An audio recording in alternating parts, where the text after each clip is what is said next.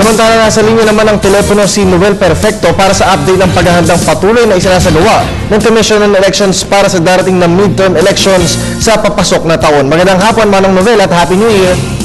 Happy New Year, magandang hapon. Una sa agenda ng COMELEC ang pagsisiguro na magiging matahimik, maayos at malinis ang pagpapatupad ng 2013 midterm election sa susunod na taon.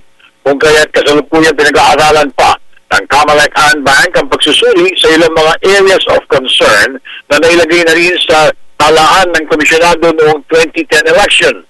Kasama rito ang probinsya ng Abra, Nueva Ecija, Masbate, Western Samar, Occidental Mindoro, Maguindanao at Lanao del Sur. Ayon kay Chairman Brillantes, magsisimula lamang sila sa magkayag ng mga areas of concern o dating kilala sa bansag na hotspots kapag nagsimula na ang kampanya sa election period.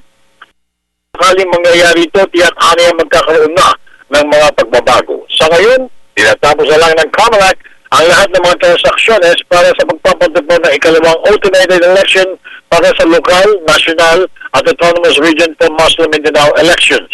Ayon pa niya o kaya niya, ang PCOS machines na hindi perfect ang makina dahil 99.999% lamang ang accuracy nito. Iwala si Brillantes na malaking kaalagaan ang nasabi mga makina para sa COMELEC.